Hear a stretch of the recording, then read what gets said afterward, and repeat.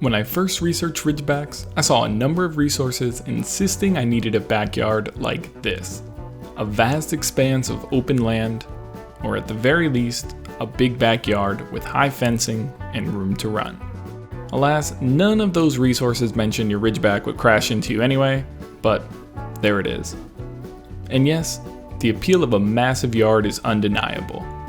On family vacations, we've been fortunate to spend time in homes with acres of space just outside the back door. Keeping the dogs well exercised was easy, and I definitely dream of one day owning a home with a yard like that. But if you're worried you can't have Ridgeback without the yard, I'd like to assure you otherwise. Ridgebacks can make awesome city dwellers. Echo and I moved to Chicago to be with Emily. Apartment living was an adjustment for reasons both expected and unexpected. Like Echo's fear of falling off the second floor walk. As for our yard, well, it wasn't much to write home about. And it was an even bigger adjustment considering what our yard had looked like just the week before in Montana.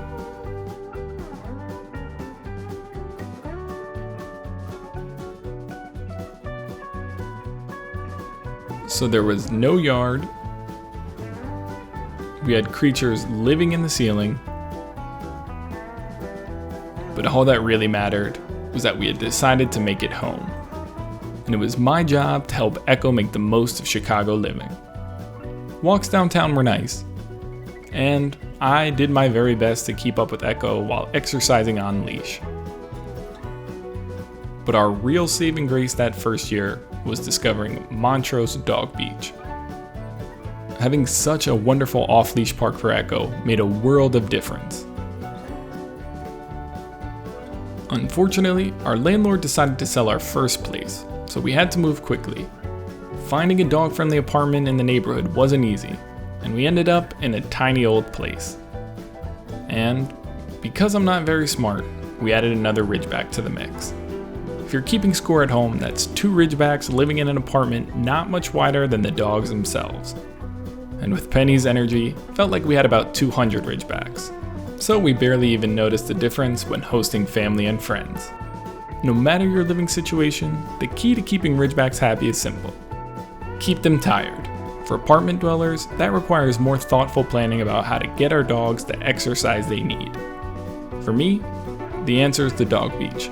And on days we weren't able to get out, it was my responsibility to come up with creative solutions. Yes, we did live on top of one another, often quite literally.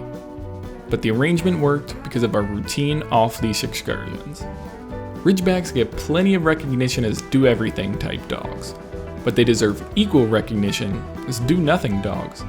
After a good run, a Ridgeback needs no more room than your comfiest pillow offers, and they are happy to laze the day away.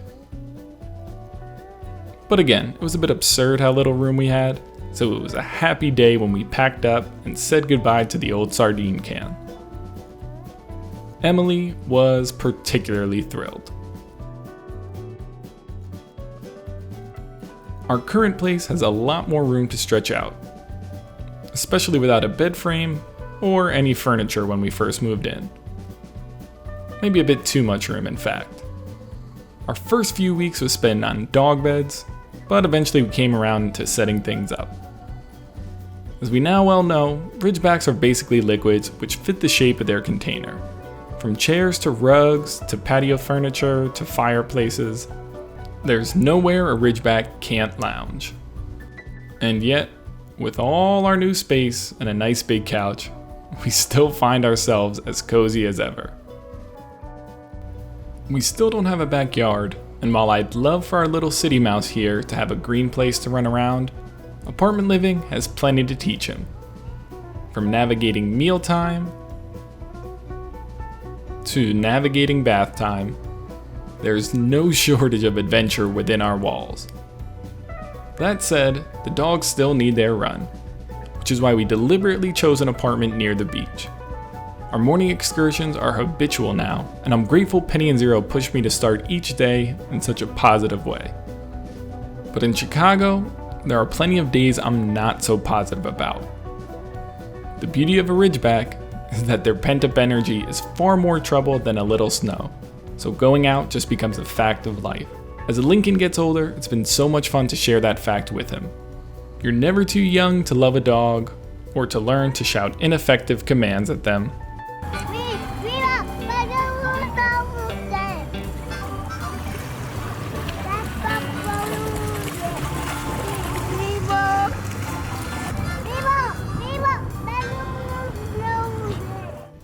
If you're wondering if you can have a Ridgeback in your apartment, the answer is yes, provided you're willing to put in the extra work to ensure your pup gets the exercise they need to be happy and healthy. And provided you're comfortable handling close-range chaos. But I'm pretty sure that happens no matter where you live with a Ridgeback / child who thinks he's a Ridgeback and battles like one.